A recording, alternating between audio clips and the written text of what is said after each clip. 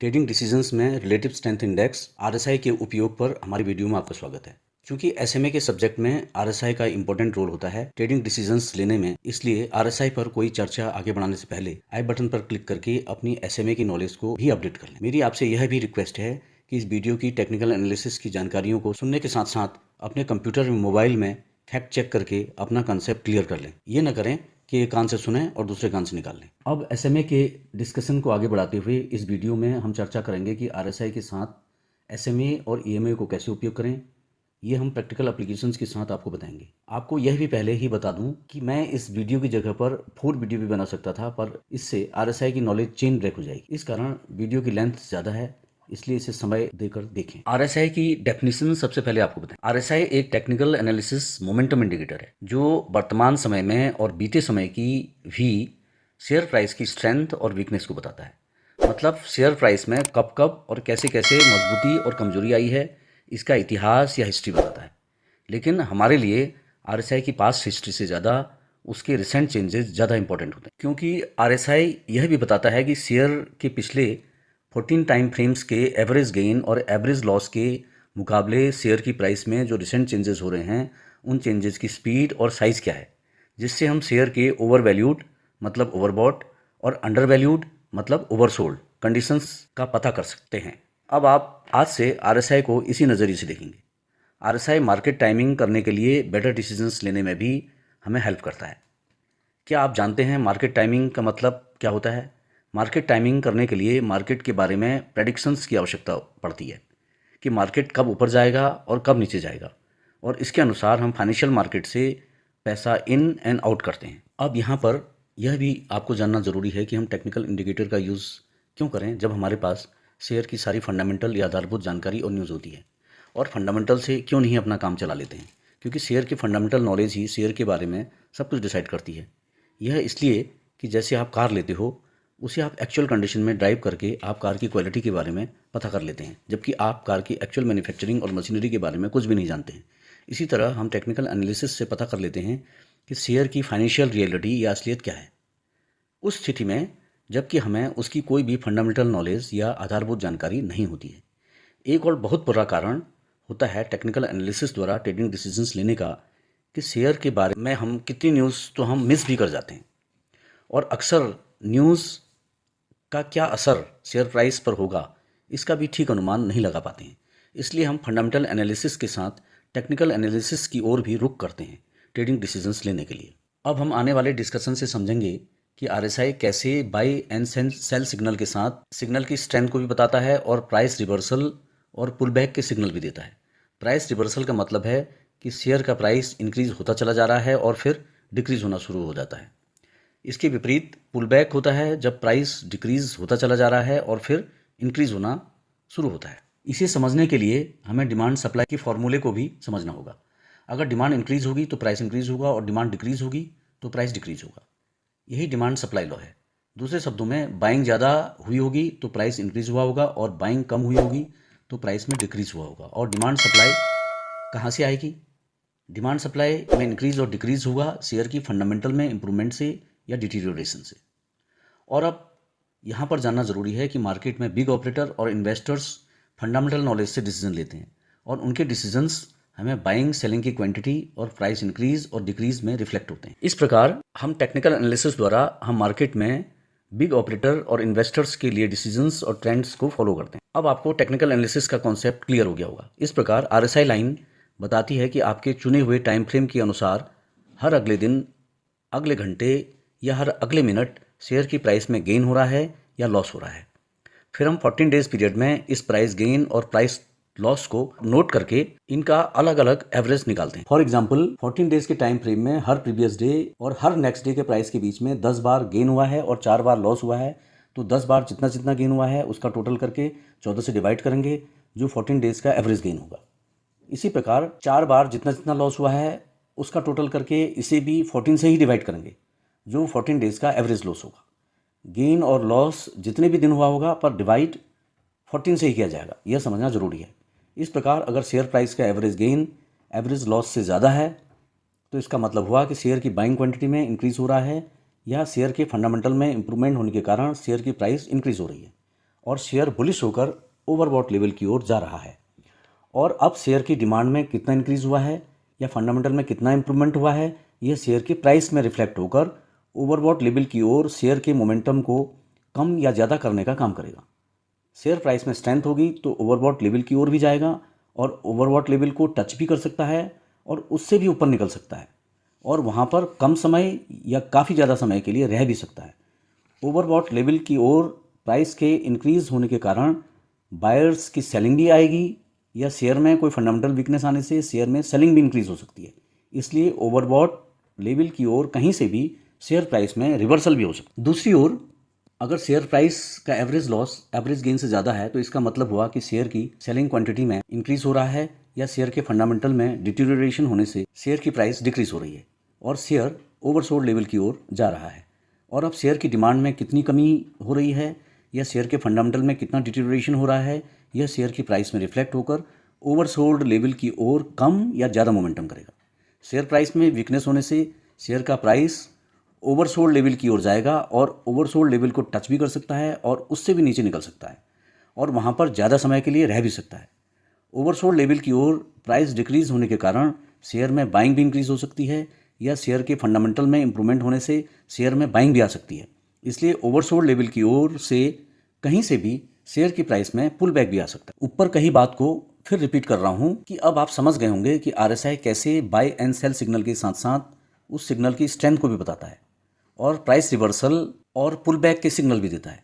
Price reversal means share का price increase होता चला आ रहा है और फिर डिक्रीज होना शुरू हो जाता है, या इसके विपरीत प्राइस डिक्रीज होता चला आ रहा है और फिर इंक्रीज होना शुरू हो जाता है। एक और बात जाननी बहुत ज़रूरी है कि आरएसआई का दोलन या ऑसिलेशन घड़ी के पेंडुलम की तरह होता है, पर यह अंतर है कि आरएसआई का ऑसिलेशन किसी और ज़्यादा किसी और कम भी हो सकता है और किसी भी पॉइंट से ऑसिलेशन रिवर्स भी हो सकता है। इस प्रकार आरएसआई एक मोमेंटम ऑसिलेटर इंडिकेटर है। लॉन्गर टाइम फ्रेम में इसका ऑसिलेशन बहुत स्लो होता है, इसलिए लॉन्गर टाइम फ्रेम में यह प्राइस के ट्रेंड को भी फोरकास्ट करता है। यहाँ पर आपको यह भी बताना ज़रूरी है कि एक और इंडिकेटर है MACD, moving average convergence divergence, जो आरएसआई के दिए हुए इंडिकेशंस की सच्चाई या वैलिडिटी और इनवैलिडिटी को कंफर्म करता है। इसलिए शेयर के प्राइस के ग्राफ के नीचे आरएसआई और MACD दोनों को इस्तेमाल करना चाहिए। इस प्रकार आरएसआई, MACD और SMA की तिकड़ी जो है वह एक लीडिंग ऑसिलेटर और दो लैगिंग इंडिकेटर की तिकड़ी है। चार्ट में RSI एंड MACD आपको मोमेंटम सेक्शन में मिलते हैं और SMA आपको पॉपुलर सेक्शन में मिलते हैं। RSI एक लीडिंग ऑसिलेटर है क्योंकि ये फ्यूचर में प्राइस चेंज की संभावनाओं को भी बताता है और SMA एक लैगिंग ट्रेंड फॉलोइंग इंडिकेटर है और RSI reversal and pull back points को इंडिकेट करता है और SMA भी RSI के सिग्नल को कंफर्म करता है। MACD ट्रेंड की स्ट्रेंथ और ट्रेंड के डायरेक्शन को बताता है। इसलिए RSI, MACD and simple moving average की तिकड़ी को आप इस्तेमाल करें अपने ट्रेडिंग डिसीजंस लेने के लिए। RSI का ही सब्जेक्ट यहाँ पर इतना बड़ा हो जा रहा है कि हम आपको MACD की विस्तृत जानकारी अगले वीडियो में ही बता पाएंगे। यहाँ पर आपको यह भी बता दूँ कि जनरली इंडिकेटर्स को उसकी डिफ़ॉल्ट सेटिंग के साथ इस्तेमाल किया जाता है, लेकिन जो ट्रेडर्स एक्सपीरियंस्ड होते हैं वे अपनी नीड के अनुसार इंडिकेटर की सेटिंग को चेंज भी कर सकते हैं। फॉर एग्जांपल ट्रेडर SMA के पीरियड चेंज कर सकते हैं और MACD पीरियड भी चेंज कर सकते हैं। हालांकि डिफ़ॉल्ट सेटिंग के साथ इंडिकेटर्स को यूज़ करने में कोई बुराई नहीं है। अब आपको बताएंगे कि RSI लाइन कैसे स्केच की जाती है। RSI शेयर के 14 पीरियड में एवरेज गेन और एवरेज लॉस के कंपेरिजन में रिसेंट प्राइस इंक्रीज और रिसेंट प्राइस डिक्रीज के साइज को मेज़र करके RSI लाइन बनाता है। इस प्रकार जैसा हम आपको ऊपर बता चुके हैं कि RSI की कैलकुलेशन करने के लिए 14 पीरियड के टाइम फ्रेम में एवरेज प्राइस गेन और एवरेज प्राइस लॉस की कैलकुलेशन की जाती है। RSI कैलकुलेशन करने के लिए जिस भी टाइम फ्रेम की RSI लाइन बनानी हो उस टाइम फ्रेम के 14 ब्लॉक की क्लोजिंग प्राइस नोट कर लेंगे। फॉर एग्जांपल हमें 1 डे टाइम फ्रेम की RSI को चार्ट करना है। इसके लिए सुविधानुसार एक एक दिन के अप्रॉक्सीमेट 30 या 40 डेज़ की क्लोजिंग प्राइस डाटा नोट कर लेंगे। फिर स्क्रूटनी करेंगे कि पहले दिन के मुकाबले दूसरे दिन की क्लोजिंग प्राइस में इंक्रीज़ हुआ है या डिक्रीज़ हुआ है। दूसरे दिन अगर प्राइस इंक्रीज़ हुआ है तो अमाउंट ऑफ इंक्रीज़ को गेन वाले कॉलम में नोट कर लेंगे और दूसरे दिन अगर प्राइस डिक्रीज़ हुआ है तो अमाउंट ऑफ डिक्रीज़ को लॉस वाले कॉलम में नोट कर लेंगे। इस प्रकार से करते चले जाएंगे और हमारे 30 या 14 डेज़ में RSI स्केच करने के लिए डाटा तैयार हो जाएगा। इसके बाद गेन वाले कॉलम में 14 डेज़ में जितनी भी फिगर होगी उनको टोटल कर लेंगे। इस एग्जाम्पल में 9 बार गेन हुआ है और टोटल आएगा 3.35 और इसे 14 से डिवाइड कर लेंगे। 3.35 divided by 14 is equal to 0.24। यह 15th डे में दिखाई जाने वाली एवरेज गेन की फिगर हो जाएगी।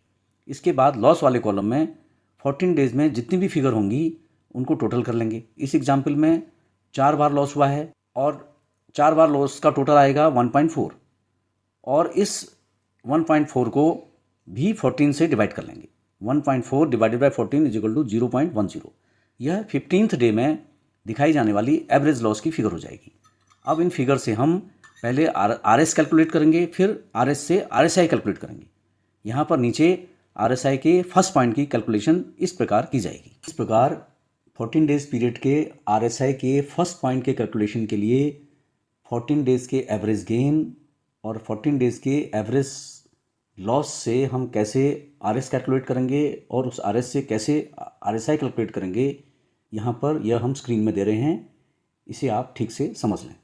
इसके अतिरिक्त यहाँ पर दी गई टेबल में 33 डेज़ की क्लोजिंग फिगर्स को प्रोसेस करके और एवरेज गेन और एवरेज लॉस निकाल कर और आर एस और आर एस आई कैलकुलेट करके सारा डाटा कैलकुलेट कर दिया गया है और इसी टेबल में रिकॉर्ड भी कर दिया गया है, जिसे आप स्क्रूटनी कर लो, जिससे आप आर एस आई कैलकुलेट करने के मेथड को भली प्रकार समझ जाएंगे। इस प्रकार जब आप आर एस आई की आत्मा को सही तरीके से समझेंगे तभी आर एस आई से सही और सटीक ट्रेडिंग डिसीजंस ले पाएंगे। चार्ट में आर एस आई 0 से 100 के स्केल के बीच में आपको डिस्प्ले होती दिखाई देगी। आर एस आई के स्केल में एक 14 period R S I oscillator base line होती है और साथ में 2 हॉरिजॉन्टल लाइन 2 लेवल को बताती है। ये 2 level overbought and oversold level होते हैं। बाय डिफ़ॉल्ट ओवरबॉट लेवल 70% होता है और ओवरसोल्ड लेवल 30% होता है, लेकिन कई लोग इस बात पर जोर देते हैं कि ओवरबॉट 66.6% पर और ओवरसोल्ड 33.3% पर सही ट्रेडिंग डिसीजन देता है। जो भी हो, RSI base line oversold line पर पहुंच जाती है और फिर पुल बैक लेकर ऊपर की ओर जाना शुरू होती है, तो ये बुलिश प्राइस मोमेंटम का इंडिकेशन होता है। और जब RSI base line overbought line पर पहुंचकर और फिर रिवर्स होकर नीचे की ओर आना शुरू करती है, तो यह बियरिश प्राइस मोमेंटम का इंडिकेशन होता है। लेकिन ऐसा भी नहीं है कि आरएसआई 66.6 के ऊपर क्लोज होकर 66.6 की वैल्यू के नीचे जैसे अभी गया ही है कि आपने समझ लिया कि ट्रेंड रिवर्स हो चुका है और आप स्टॉक को तुरंत शॉर्ट कर दें। ऐसा करने के बजाय हम आरएसआई ग्राफ देखते रहते हैं और जब तक आरएसआई 33.3 के ऊपर है तब तक शेयर को बुलिश ट्रेंड में मानना चाहिए। इसी प्रकार अगर आरएसआई 33.3 के नीचे जाकर पुल बैक लेता है पर इसने अभी 66.6% के बैरियर को क्रॉस नहीं किया है, तब तक शेयर बियरिश माना जाएगा। ट्रेडिंग डिसीजंस में इस बात को भी आपको ध्यान रखना ज़रूरी है। यहाँ पर दिए हुए ग्राफ में हम देखेंगे कि आरएसआई इंडिकेटर ने ओवरबॉट जोन को जुलाई 2018 में क्रॉस किया और 2019 के अप्रैल मंथ तक आरएसआई ओवरबॉट जोन में ही रहा। यह बात आपको इसलिए भी बता रहा हूँ कि ऐसा भी हो सकता है। अब हम जानेंगे कि अप ट्रेंड और डाउन ट्रेंड कैसे कंफर्म होता है। अप ट्रेंड तब कंफर्म होना शुरू होता है जब RSI base line oversold level को क्रॉस करके अपवर्ड जाना शुरू हो जाती है। इसी समय प्राइस की लाइन एसएमए लाइन को नीचे की ओर से क्रॉस करके ऊपर को निकलती है। और अगर आपने प्राइस चार्ट के साथ ईएमए लाइन लगाई है तो faster 5 EMA line slower 10 EMA line को नीचे की ओर से क्रॉस करके ऊपर की ओर जाएगी। इस प्रकार से आरएसआई के दिए सिग्नल को एसएमए और ईएमए की कंफर्मेशन मिलेगी। डाउन ट्रेंड तब कंफर्म होना शुरू होता है जब RSI base line overbought level को क्रॉस करके नीचे की ओर आना शुरू हो जाती है। इसी समय प्राइस लाइन एसएमए लाइन को ऊपर से क्रॉस करके नीचे को निकलती है। और अगर आपने प्राइस चार्ट के साथ ईएमए लाइन लगाई है तो faster 5 EMA line slower 10 EMA line को ऊपर की ओर से क्रॉस करके नीचे की ओर जाएगी। इस प्रकार से आरएसआई के दिए सिग्नल को एसएमए और ईएमए की कंफर्मेशन मिलेगी। ट्रेडिंग व्यू साइट में आरएसआई को लगाने के लिए ट्रेडिंग व्यू के प्लेटफॉर्म में जाकर इंडिकेटर्स टैब को क्लिक करके इंडिकेटर बॉक्स खुल जाएगा और वहाँ पर आरएसआई नाम सर्च करेंगे तो रिलेटिव स्ट्रेंथ इंडेक्स को सेलेक्ट कर लेंगे। यह आप पर है कि आप रिलेटिव स्ट्रेंथ इंडेक्स की डिफ़ॉल्ट सेटिंग को इस्तेमाल करेंगे या फिर डिफ़ॉल्ट सेटिंग वैल्यू को मॉडिफाई करते हैं। अगर मॉडिफाई करेंगे तो फिर अप्लाई बटन क्लिक करेंगे। इस प्रकार आवश्यकता अनुसार आप किसी भी इंडिकेटर की डिफ़ॉल्ट सेटिंग को मॉडिफाई भी कर सकते हैं। अब आपको बताएंगे कि आरएसआई को एसएमए या ईएमए के साथ कैसे इस्तेमाल किया जाता है। हम यहाँ पर आपको कुछ सिचुएशन बताएंगे जहाँ पर आरएसआई को एसएमए, ईएमए और एमएसीडी के साथ लगाकर ट्रेडिंग डिसीजंस लिए जाएंगे। फर्स्ट सिचुएशन है जिसमें प्राइस चार्ट के साथ एक एसएमए लगाएंगे।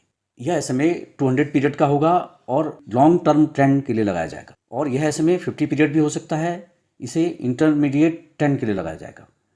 और यह एसएमए शॉर्टर पीरियड का भी हो सकता है, जिसे शॉर्टर टर्म ट्रेंड के लिए लगाया जाएगा। सेकंड सिचुएशन है जब आप शॉर्ट टर्म ट्रेडिंग करना चाहते हैं तो ट्रेंड को डिटरमाइन करने के लिए और एंट्री एंड एग्जिट पॉइंट के बारे में कोई डिसीजन लेने के लिए प्राइस के साथ 9 ईएमए यूज़ करें। थर्ड सिचुएशन ये है कि इंट्राडे ट्रेडर इंट्राडे में बाय और सेल के सही डिसीजन के लिए ट्रेडर 8 और 20 वैल्यू वाली ईएमए को लेते हैं। और अगर प्राइस ईएमए के ऊपर ट्रेंड कर रहा है तो बुलिश सिग्नल, और अगर प्राइस ईएमए लाइन के नीचे ट्रेंड कर रहा है तो बियरिश सिग्नल है। दूसरे शब्दों में यह भी कह सकते हैं कि जब 20 पीरियड ईएमए स्टॉक प्राइस के ऊपर जाता है तो यह बताता है कि प्राइस डाउनवर्ड मूव कर रहा है और आपको सेल करना चाहिए या सेल कर सकते हैं। और जब 20 पीरियड ईएमए स्टॉक प्राइस के नीचे जाता है तो यह बताता है कि प्राइस अपवर्ड मूव कर रहा है और यह क्लियरली बाई सिग्नल होगा और आप बाई कर सकते हैं। फोर्थ सिचुएशन के बारे में आपको मैं यहाँ पर बताता हूँ। फोर्थ सिचुएशन यह है कि अगर आप चाहते हैं कि प्राइस के बारे में आपको बेटर रिस्पॉन्स मिले तो इंट्राडे ट्रेडिंग के लिए 8 और लेस पीरियड के ईएमए भी इस्तेमाल कर सकते हैं। फिफ्थ सिचुएशन है जब ईएमए लाइन लगभग फ्लैट हो जाती है, तब यह समझना है कि स्टॉक कंसोलिडेशन फेज में है। कंसोलिडेशन फेज होता है जब प्राइस न ऊपर जाता है और न नीचे, इसलिए इस फेज में बाय और सेल करने का कोई निर्णय न लें। ये 20 पीरियड इंडिकेटर आपको कंसोलिडेशन फेज के बारे में भी बेटर सिग्नल देता है। सिक्स्थ सिचुएशन में हम आपको ईएमए क्रॉसओवर स्ट्रेटजी के बारे में बताएंगे। जैसा मैंने आपको ऊपर समझाया है कि ईएमए स्टॉक के बुलिश और बेयरिश ट्रेंड को बताता है और मार्केट कंसोलिडेशन के बारे में भी बताता है, लेकिन ईएमए क्रॉसओवर भी एक स्ट्रेटजी है जिससे हम शेयर मार्केट को एनालाइज करके बेटर ट्रेड डिसीजंस ले सकते हैं। ईएमए क्रॉसओवर स्ट्रेटजी के लिए हम fast EMA, 8 period EMA and slow EMA, 20 period EMA के कॉम्बिनेशन का इस्तेमाल करते हैं। इस क्रॉसओवर स्ट्रेटजी का कॉन्सेप्ट भी सेम है।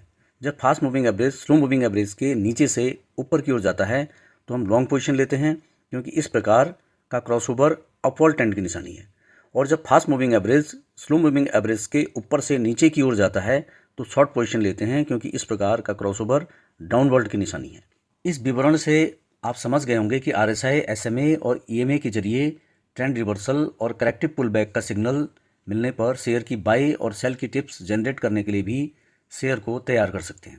हमने आपको ऊपर बताया है कि सटीक ट्रेडिंग डिसीजंस लेने के लिए किस किस प्रकार के मूविंग एवरेज के साथ आरएसआई का कैसे इस्तेमाल किया जाए, लेकिन यह आपको समझ नहीं आया होगा कि डिफरेंट वैल्यू की जो ईएमए हमने ऊपर डिस्कस करी हैं वे कहाँ से आएंगी और उनकी सेटिंग कैसे करेंगे। ईएमए सेटिंग के लिए निम्न मेथड अपनानी है। ट्रेडिंग व्यू साइट में जाकर टॉप लेफ्ट कॉर्नर में प्रोफाइल वाले सर्कल के राइट में सिंबल सर्च में जाकर क्लिक करें, जिससे सिंबल सर्च का डायलॉग बॉक्स खुल जाएगा और यहाँ पर स्टॉक या इंडाइसेस का नाम लिखें और ड्रॉप डाउन से जो भी स्टॉक या इंडेक्स हो उसे सिलेक्ट कर लें। उसके बाद इंडिकेटर पर क्लिक करें, फिर मूविंग एवरेज एक्सपोनेंशियल सेलेक्ट करें, फिर सेटिंग ऑप्शन में जाएं, फिर इनपुट में जाएं, फिर लेंथ पर क्लिक करिए और यहाँ पर वह पीरियड दर्ज करिए जिस पीरियड के लिए आपको प्राइस के ट्रेंड का पता करना है। लास्ट में ओके बटन को क्लिक करें। हम आरएसआई और एसएमए का एक साथ उपयोग क्यों करते हैं? आरएसआई और एसएमए का उपयोग साथ में करने से बाय और सेल सिग्नल के स्ट्रांग होने की पहचान आसान हो जाती है। साथ ही एसएमए द्वारा कभी कभी false buy and sell signal भी दे दिए जाते हैं, तो एसएमए के साथ आरएसआई इस्तेमाल करने से हमें इन false buy and sell signal को आरएसआई की हेल्प से फिल्टर करने में बहुत सहारा मिलता है और शेयर को कब खरीदना है, बेचना है, इसका स्पष्ट संकेत भी आरएसआई द्वारा मिल जाता है। उदाहरण के लिए जब आरएसआई 70 से ऊपर है और शेयर प्राइस एसएमए या ईएमए के ऊपर है तो यह एक कन्फर्मेशन होगा कि शेयर ओवरबॉट है और यह एक सेल सिग्नल हो सकता है। इसके विपरीत अगर आरएसआई 30 के नीचे है और प्राइस एसएमए के नीचे है तो यह बताएगा कि शेयर ओवरसोल्ड है और यह एक बाई सिग्नल हो सकता है। आरएसआई पर ट्रेंड लाइन कैसे बनाएं? आरएसआई पर ट्रेंड लाइंस ड्रॉ करके हम शेयर के प्राइस के रिवर्सल एंड ब्रेकआउट्स को आइडेंटिफाई कर सकते हैं। आरएसआई पर ट्रेंड लाइन ड्रॉ करने के लिए क्या स्टेप्स लेने चाहिए यहाँ पर हम बताएंगे। आरएसआई से ट्रेंड को कैसे आइडेंटिफाई करें और ट्रेंड लाइन कैसे ड्रॉ करें, इसके लिए RSI चार्ट को देखिए और ट्रेंड को आइडेंटिफाई करिए। और अगर शेयर में डाउनवर्ड ट्रेंड है तो RSI चार्ट में एक हाई को दूसरे हाई से, और अगर अप ट्रेंड है तो एक लो को दूसरे लो से लाइन द्वारा कनेक्ट करिए। अगर लाइन ऊपर की ओर जा रही है तो यह शेयर प्राइस में अप ट्रेंड को बता रहा है, और अगर लाइन नीचे की ओर जा रही है तो यह शेयर प्राइस में डाउनवर्ड ट्रेंड को बता रहा है। ट्रेंड लाइन को कैसे कंफर्म करें? अगर ट्रेंड लाइन ड्रॉ कर ली है तो यह सुनिश्चित करें कि ट्रेंड लाइन में कम से कम 2 टच पॉइंट होने चाहिए। ट्रेंड लाइन में जितने टच पॉइंट होंगे ट्रेंड लाइन उतनी ही स्ट्रांग होगी। ट्रेंड लाइन टच पॉइंट का मतलब है जहां पर ट्रेंड लाइन RSI को टच करती है। RSI पर ड्रॉ की हुई ट्रेंड लाइन के इस्तेमाल को कैसे किया जाए? एक बार जब आपने ट्रेंड लाइन ड्रॉ कर ली है और उसे नंबर ऑफ टच पॉइंट द्वारा ट्रेंड लाइन की कंफर्मेशन भी कर ली है, तब इस प्रकार की ट्रेंड लाइन से आप शेयर प्राइस में ब्रेकआउट्स एंड रिवर्सल को भी आइडेंटिफाई कर सकते हैं। ब्रेकआउट क्या होता है? अगर RSI ट्रेंड लाइन को चीरते हुए ऊपर की ओर जाता है तो यह शेयर प्राइस में ब्रेकआउट होता है और यह एक बाय सिग्नल होता है। रिवर्सल क्या होता है? अगर RSI ट्रेंड लाइन को चीरते हुए नीचे की ओर जाता है तो यह शेयर प्राइस में रिवर्सल को बताता है और यह एक सेल सिग्नल होता है। इस वीडियो में हमने आपको RSI की डेफिनेशन, उसको स्केच करने के मेथड बताई है, और यह भी बताया है कि एक अकेले RSI से या RSI को MACD, EMA, SMA के साथ यूज़ करके और RSI ट्रेंड लाइन से ट्रेडिंग डिसीजंस कैसे लिए जाते हैं, और RSI के बारे में आपकी एक बिल्कुल नई समझ को डेवलप करने की भी कोशिश की है, जिससे आप बेहतर ट्रेडिंग डिसीजंस ले सकें। ऐसे ही नए नए वीडियो टेक्निकल एनालिसिस के ऊपर देखने के लिए हमारे चैनल को सब्सक्राइब करें। वीडियो अच्छी लगी हो तो लाइक करें, और अगर आपको कोई भी दुविधा या कोई कुछ पूछना हो तो नीचे कमेंट करें।